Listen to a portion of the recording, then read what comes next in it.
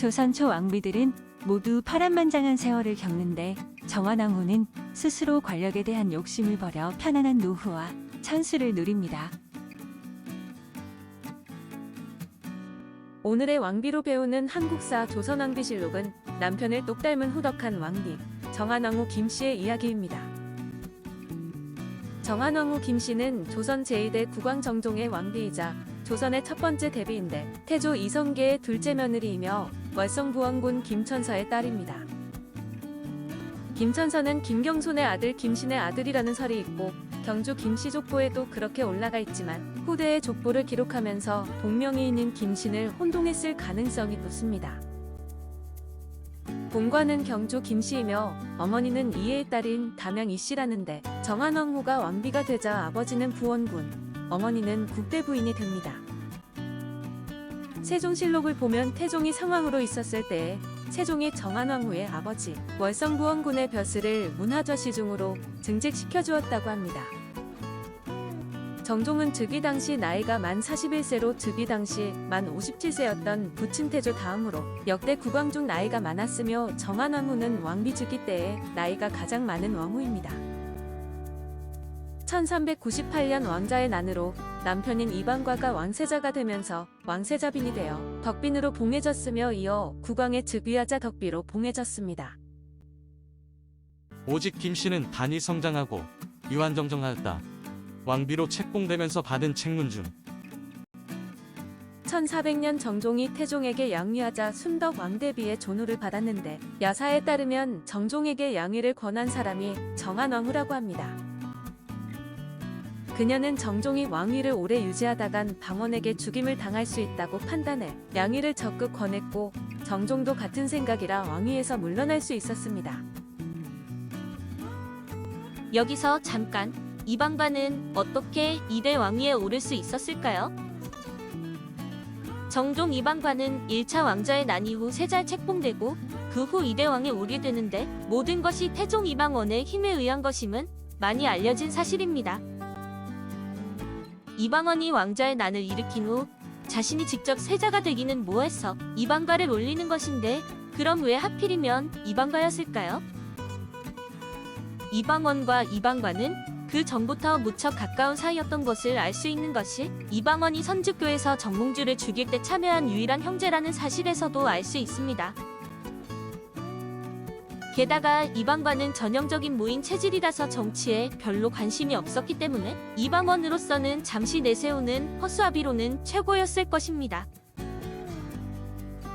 이런 정종은 정한왕후와 금슬이 좋았다고 하지만 이와 상관없이 무려 7명의 첩에서 15남 8녀의 많은 자녀를 두었는데 이들의 행실이 엉망이라서 세종 시절에 큰 골칫거리가 되기도 합니다. 정한왕후는 자녀가 없어 그녀가 불임이었던 것으로 생각되는데 야사에는 후궁들의 자식들을 모두 출가시켜서 승려로 만들었다는 이야기도 있습니다.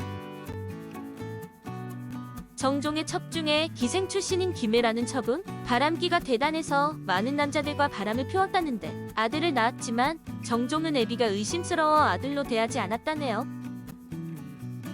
정종이 상왕으로 물러난 후 김애가 가짜 내시와 바람을 피운 것이 들통이 나는데 태종이 가짜 내시와 김애를 처형하려 했지만 정종이 직접 태종에게 부탁해 살려주었다고 합니다.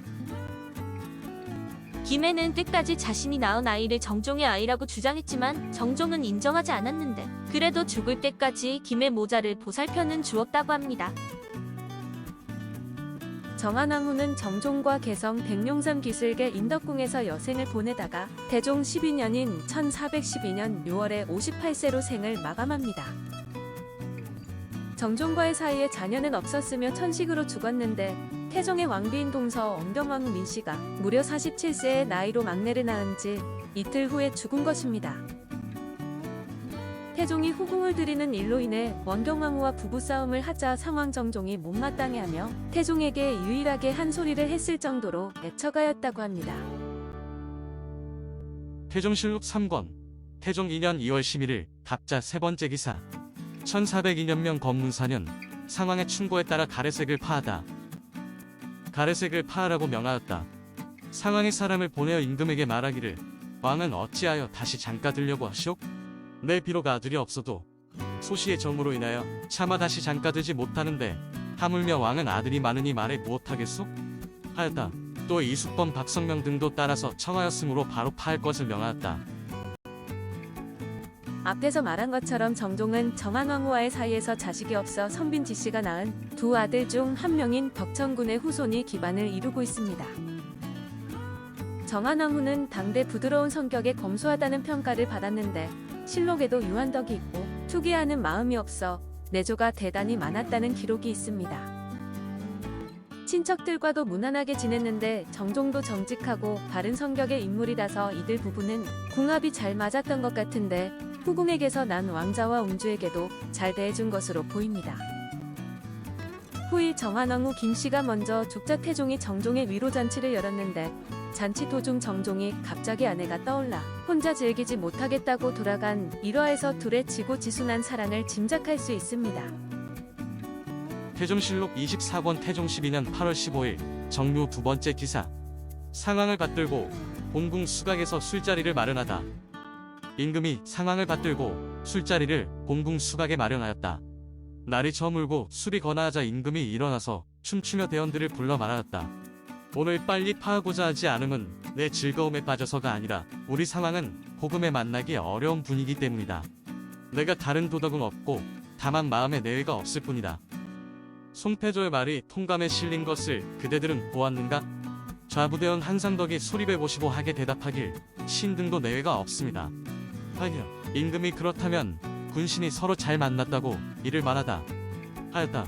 얼마 있다가 상황이 대비해 홍서로 슬픔이 일어나 황궁하니 임금이 권하여 만류하지 못하였다. 격동기에 편안한 노후를 보낸 부부. 조선 초기의 왕비들은 모두 파란만장한 세월을 겪는데 권력 근처에 머물거나 권력을 탐한 결과로 그런 와중에 정한왕후는 스스로 권력에 대한 욕심을 버려 편안한 노후와 천수를 누리게 됩니다. 그런 점에서 어찌 보면 정한왕후는 남편도 잘 만난 셈이고 그 시절을 가장 현명하게 넘긴 왕비일 것입니다. 정한왕후의 능은 개성시 인근 황해북도 개풍군 영정리 백마산 동쪽 기슭에 있는 후릉이며 정종과 쌍맹으로 나란히 묻혀 있는데 시어머니인 신의왕후 한씨의 재른과 함께 북한에 있어 방문은 불가합니다. 정종과 태종이 겉으로는 늘 화목했지만 정종이 죽은 후 묘호도 올리지 않고 태조의 후궁인 성비 원씨를 우대해 조선 첫 대비인 정한왕후의 지위를 흔들기도 했습니다. 정한왕후 김씨의 이야기는 정종과 함께 각종 드라마의 주로 주역이 아니라 이성계나 이방원 이야기에 곁들여 나오는데 1983년 MBC 조선 왕조 500년 일부 추동국 마마에서는 김혜숙이 연기를 했습니다. 1996년 KBS 드라마 용의 눈물에서는 배우 박윤선이 연기했는데 박윤선은 1973년생으로 아랫동서를 맡은 최명길보다 10살 이상 아래로 실제는 정한왕후가 원경왕후보다 10살 연상이었습니다.